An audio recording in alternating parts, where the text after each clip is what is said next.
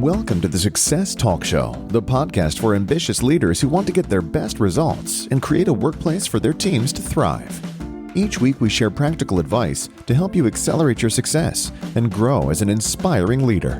Now, here's your host, Leadership Success Coach, Donna Siriani.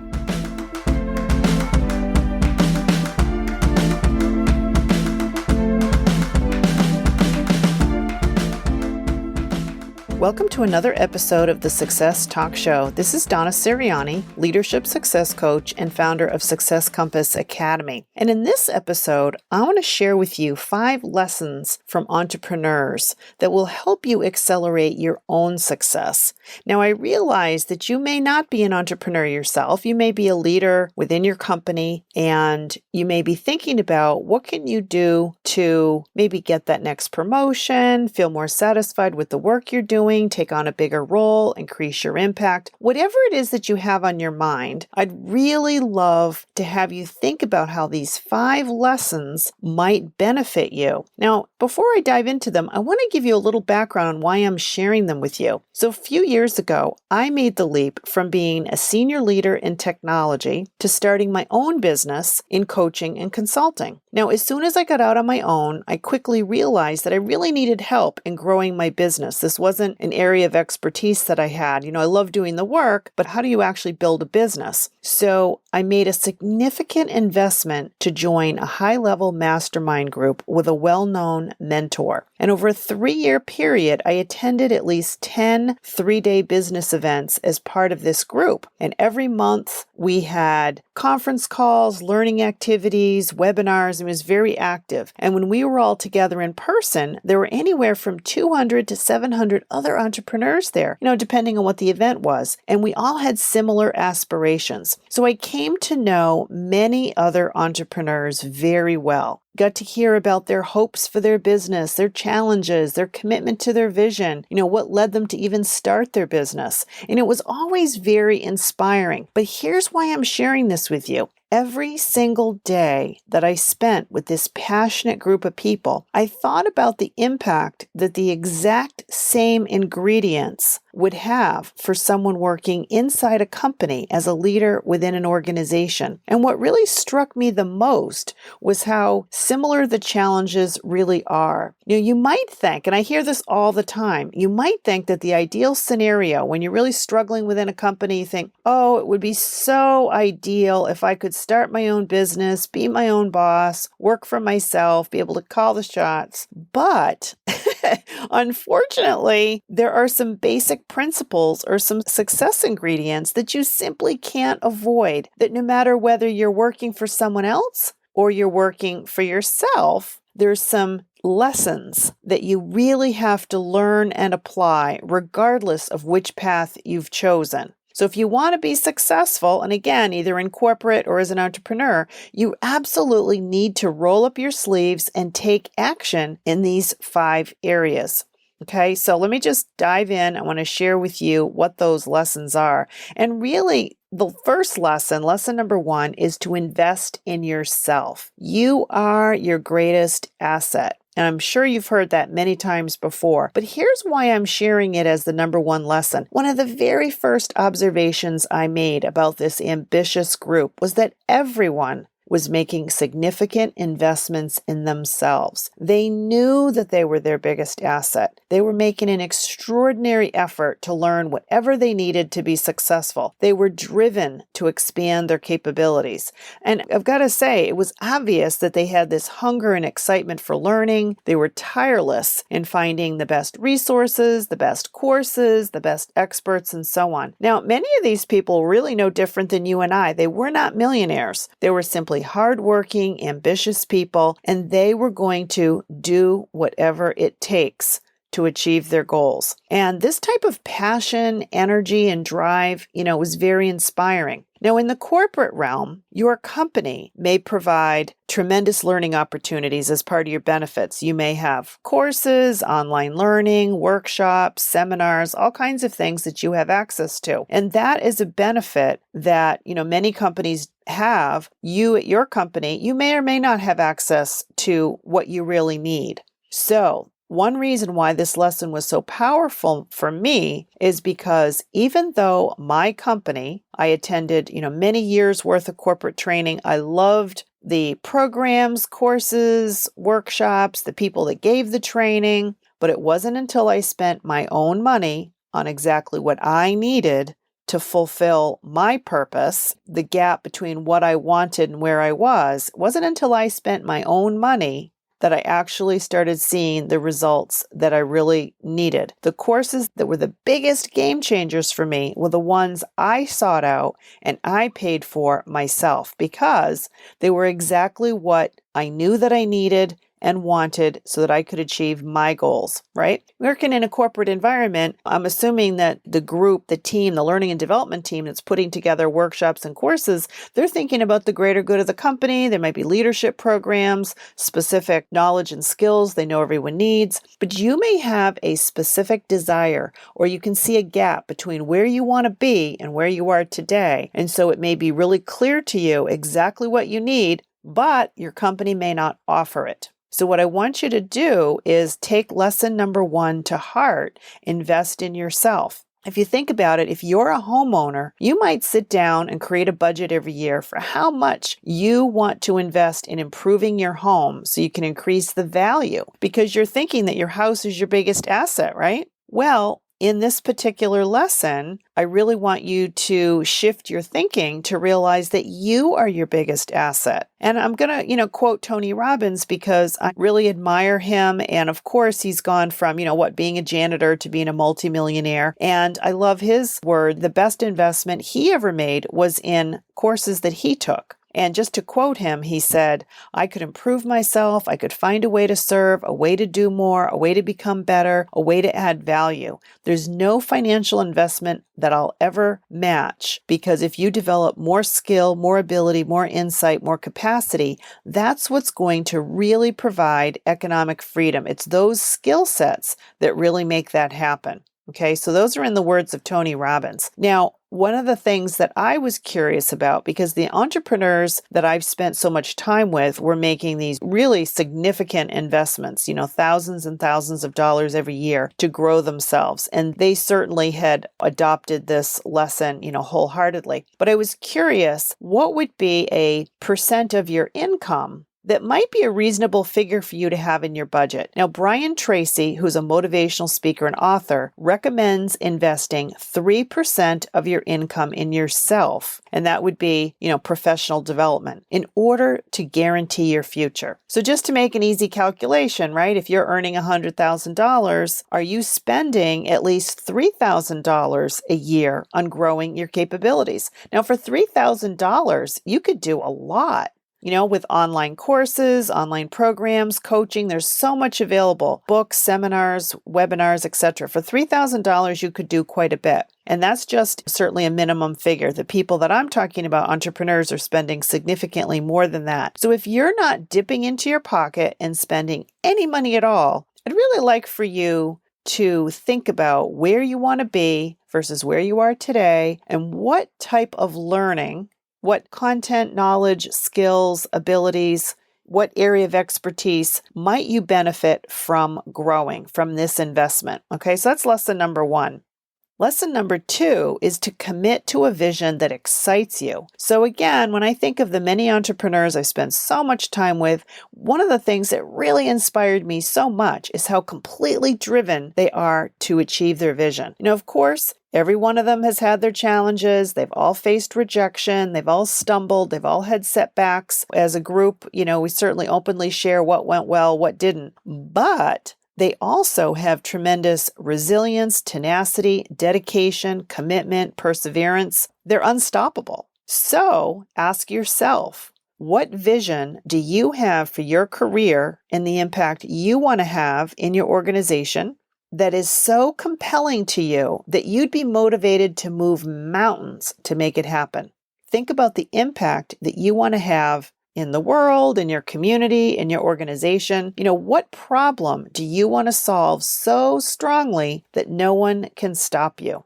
Now, I will refer you back to one of my recent podcast episodes. If you're not really clear on what you're passionate about, then take a look at, or listen rather, to episode number 23, Using Your Passions to Improve Your Life and Your Work. Now, with my coaching clients, and especially through my program, Acclimate to Accelerate, I help my clients get more clear on this. But you certainly could listen to that podcast episode to give you just a little bit of inspiration around how to uncover your passions. Your passions may have clues that will guide you to this type of answering these questions. Okay, just one little thing that you could do.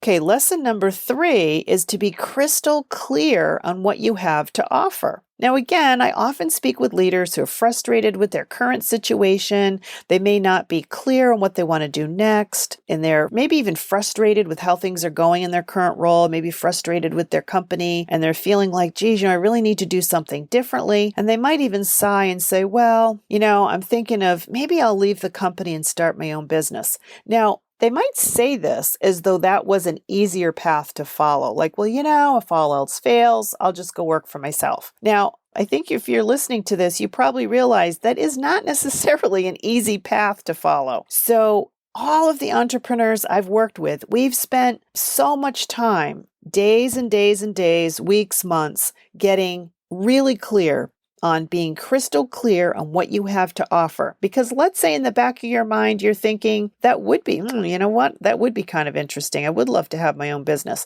Well, you can't escape this question. You have to be crystal clear on what you have to offer someone, because you will not be able to stand out in a crowded market without being clear on how are you going to help your clients solve a particular problem. So the reality is, you still, whether you're going to stay in a corporate role or you're going to start your own business, the reality is you have to figure out, what are your strengths? What are you best at doing? What do you love to do? How do you want to spend your days? How do you want to help others solve problems? What types of problems do you love to solve? When people come to you for help, what is it you want to be known for? Right? What's your reputation? And again, we're going to actually, in the next podcast episode, we'll talk more about your personal brand. But for right now, it's what is it that lights you up? And be crystal clear on what you have to offer and the kinds of problems you want to solve. Now, the reason that these come to light for me is, again, I've sat in on many, many days worth of entrepreneurial training. And as I've gone through the training, I've thought, well, wait a minute. These exact same questions need to be asked by any leader in a corporate setting who wants to have a bigger impact. So if you want to position yourself for promotion, why would the senior leaders in your organization put you in a position to have more responsibility? It's usually because there's some problem they need you to solve. It could be building a high-performance team, building out a new product that your clients are going to love, etc. Bringing in revenue, reducing costs, whatever the problems are. So you, even in a corporate role, you absolutely need to know what you have to offer. Why would anybody want to give you that client, that project, that assignment, that team to manage, that organization to lead? So anyway, these are basic questions that you simply need to give more thought to if you want to get your best results and accelerate your success. Okay. Now, lesson number 4 is to adopt a vigorous commitment to strategic planning and goal setting. Now, the most successful entrepreneurs that I've worked with recognize that they absolutely must devote time regularly to doing strategic planning and goal setting. Now, what do I mean by this? Well, I mean quite simply that every week they set aside time in their calendar to review their current goals, their overall vision, and they decide how they're going to spend their time in the coming week. They see the benefit of taking a more strategic approach. Now, I don't know about you, but I certainly have in my corporate career found myself at times, with so much of a workload, working 12-hour days, my plate was overflowing. There were times I know that I was feeling a bit overwhelmed. And so honestly, I just kept pushing forward on my to-do list. It was this never-ending list. You're always being asked to do more than you have time for. And so you're just being reactive. Now, I certainly found myself in that situation many, many times. But here's where you might be selling yourself short if you don't pull yourself out of that reactive mode and try to do the same thing that successful entrepreneurs do. Set aside time in your calendar every week. Maybe it's on Friday morning, Friday afternoon, you might be tired, but say Friday mornings, set aside an hour and commit to being more strategic about what are your top goals for the coming week. How does that relate to the vision of what you want to accomplish, the contribution you want to make, where you want to be in your career, how you're contributing to the goals of the company. Give yourself some time away from the day-to-day, right? You might even go to a coffee shop, right? Go to Starbucks or do it in a quiet place and spend that time to really figure out what would be the best use of your time and how can you be more proactive with how you're spending it and what you're saying yes to and really how you're managing your priorities. So the difference between those of us who've spent most of our time in a corporate setting and entrepreneurs, my opinion is feeling that sense of control, taking time to really have a vigorous commitment to planning out our time 1 week at a time. Now, lesson number 5 is to devote ample time to self-care. Because as I said, many of us who've spent most of our career in corporate, we have such a heavy workload sometimes. If you're listening to this, you might think, oh, self-care sounds good, but I'm not my own boss. I have so much I have to get done. I really don't have any choice but to work 12-hour days. It's just got to get done. So I have absolutely no time for myself. Now, I hear this over and over again, and I too have had this in my career. In technology, managing client operations, I was often working, especially when I lived in Asia, because I felt like I finished my Asia time zone and then had to work on US time zone. So it felt like I was working, around the clock. So I've been there. But here's the big breakthrough. Here's the game changer that successful entrepreneurs have already figured out. When you carve out time for yourself and you set aside time for making sure you're getting, the right nutrition, sleep, exercise, meditation, overall good habits, whatever it is for you, some interests, hobbies, some really pleasurable leisure time, right?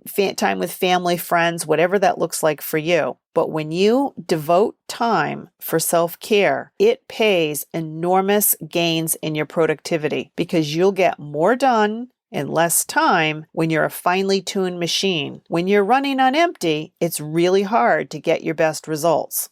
Now, recently, you'll find this in my YouTube videos. I had shared a YouTube video that I made because I was paying so much attention to these things, my productivity was through the roof. Okay, so I can't emphasize enough that even though you don't think you have time, if you can trust me and devote some time to it, you will see immediate results because you will get through your days feeling more creative, clear, decisive, productive, energized. You'll be able to do more with less effort, okay? So devote ample time for self-care. And this is something that successful entrepreneurs, they recognize that because they are their biggest asset, they know that to get their best results, they have to take good care of themselves because they are the business, all right? So we have something to learn from them, whether you're in corporate or you do have your own business. This has absolutely got to be one of your success strategies. In fact, some of the stories that I love to hear from my entrepreneurial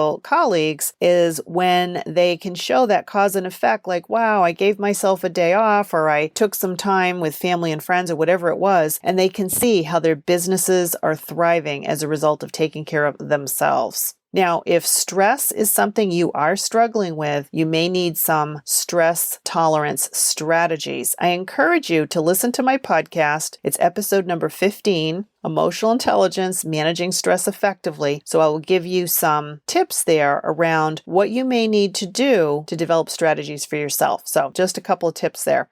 So that's it. Those are the 5 lessons that I wanted to share with you. Again, I've spent my entire career in a corporate role, but once I transitioned to these entrepreneurial groups that I've spent so much time with these last few years, I continue to learn from them, be inspired by them, and wish that these lessons were things that I had employed many years ago. And so I want that for you because I want for you to feel that when you make that investment in yourself, that you're able to accelerate your progress accelerate your success, and really be in control of the path that you're on, to try and feel that level of empowerment where you know if you take good care of yourself and invest in yourself, it's going to pay dividends. Now, to find out where you might be able to focus some of your attention on these areas that I've covered in this episode, I encourage you to take an online assessment that I've created. It only takes 4 minutes. Go to altitudeassessment.com. That's altitudeassessment.com. It takes 4 minutes. You'll instantly get results in your inbox with some tips on some of these areas that we've touched on in this podcast. And that might give you some clues as to where you could make some improvements, right? To focus your time and energy.